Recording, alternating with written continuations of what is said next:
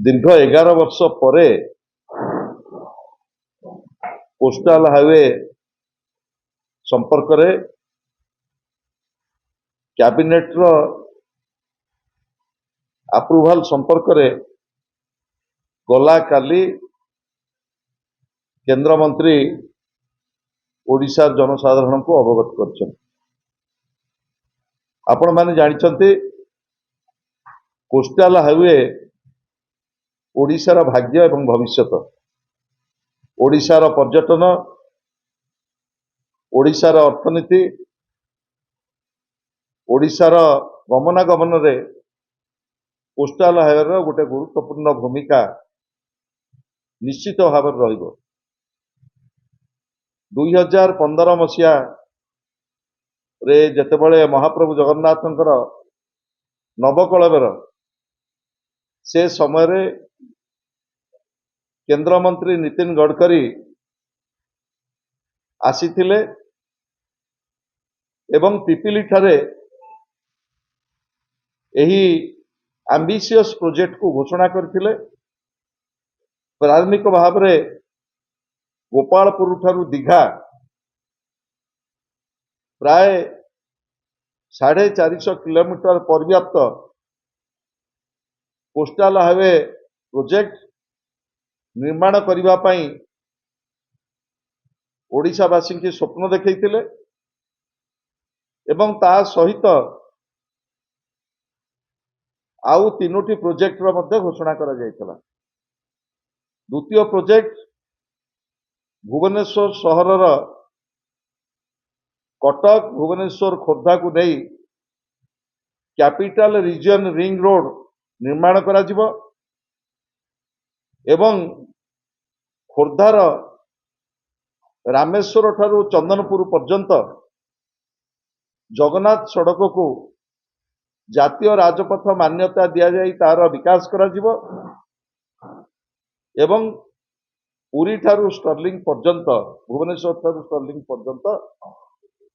से रास्तार मध्य विकास करा जिवो। किंतु आज 11 वर्ष परे एई जो 8300 कोटी टंकार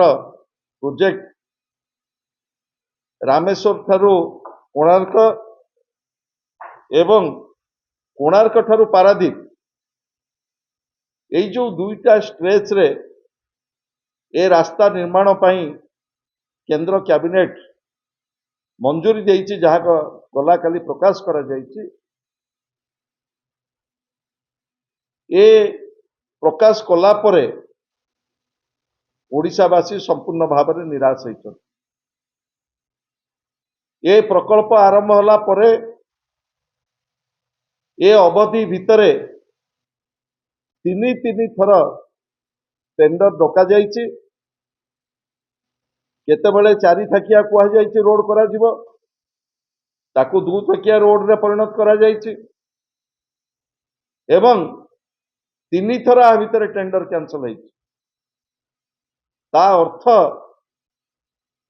जेतेबेले जो टेंडर डका होइछि सेति पई प्रशासनिक एवं आर्थिक मंजूरी बहुत हुए मिल नथिला। विभिन्न समय चिलिका भितरकनिका रो जो परिवेश से मंजूरी मिली नहीं। एक्सपर्ट अप्राइजल कमिटी ना रे दी थर प्रोजेक्ट को बातिल करा जाइछि एवं गला काली एई जो अनाउंसमेंट करा जाइछि 11 वर्ष परे सेथिरु पारादीप रु दीघा पर्यंत जो अंचल रहिला भद्रक बालेश्वर से अंचल ए कैबिनेट रो जो मंजूरी गला काली घोषणा करा जाय क्षेत्र बाद पड़ी। मु एठी कहि रखिबा को चाहे कोस्टाल हाईवे ओडिशार भाग्य एवं भविष्यत जो भली भाव रे बारंबार यार अलाइनमेंट परिवर्तन करागला मूल घोषणा ठारू किभली भाव में विच्युत हो रामेश्वर ठारू पुरी एवं पुरीर ठारू कोणार्क देखी पारादीप पर्यंत जो रास्ता निर्माण करा जाउछि ये गोटे रास्ता कहले अत्युक्ति हम ना किंतु जो लक्ष्य जो उद्देश्य रखिकी कोस्टाल हाईवे परिकल्पना करा जायतिला ये परिकल्पना संपूर्ण भाव में मूल लक्ष्य ठारू बहुत दूर रे आपण मैंने जानी समुद्र कूले कूले जो 480 किलोमीटर आम बेलाभूमि रही 500 मीटर दूर रे सीआर जोड जोन बाहर ये कोस्टाल हाईवे जदि निर्माण होता तेबे पर्यटन गोटे विशाल सुजोग सृष्टि होता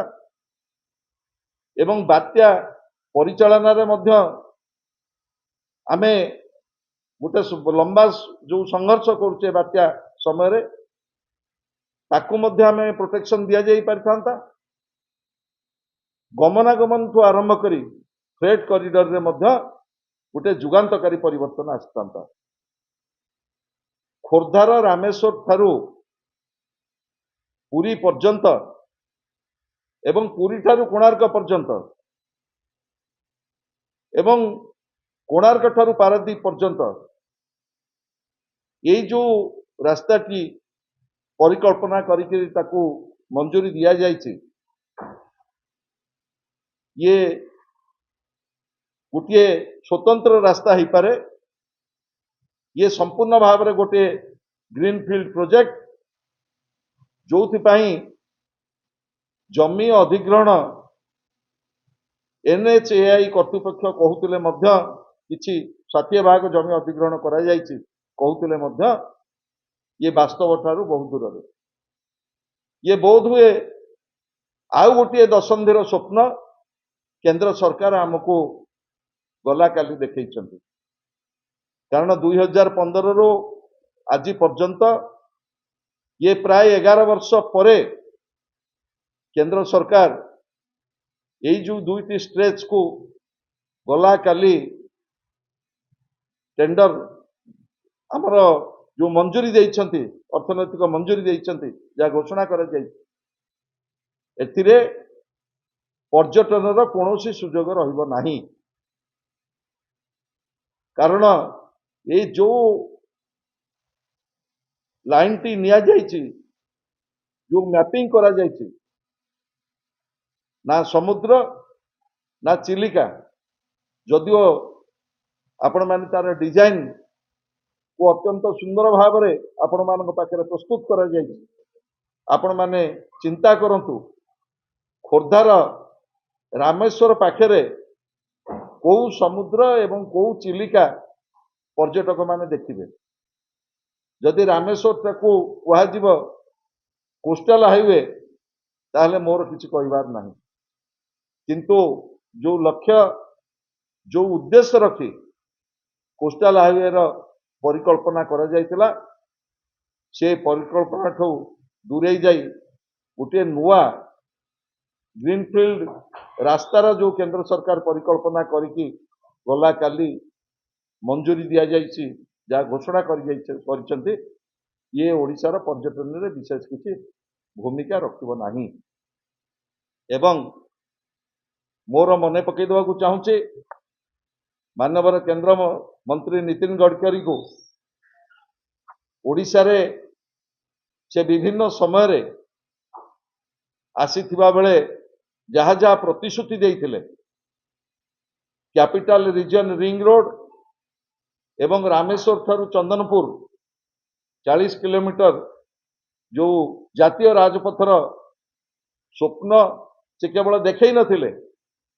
से कहिथिले खूब शीघ्र आर टेंडर मध्य आह्वान करा जिवो ए दुईटी बाबद रे केंद्र सरकार संपूर्ण भाव में नीरव NHAI कर्तृपक्ष संपूर्ण भाव में नीरव कौन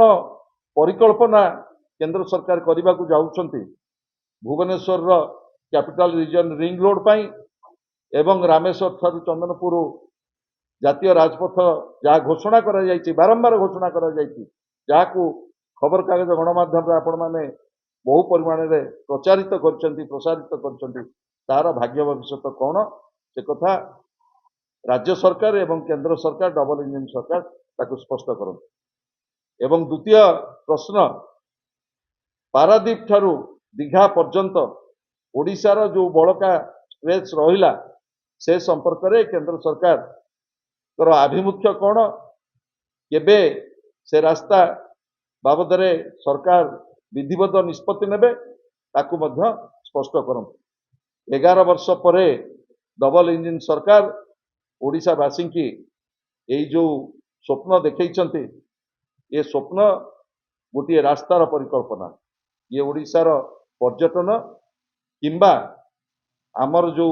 बारंबार वर्ष वर्ष धरी आमे जो सामुद्रिक झड़ एवं बात्या को सम्मुखीन होचु ताकू रोकिबारे ए रास्ता कौन प्रकार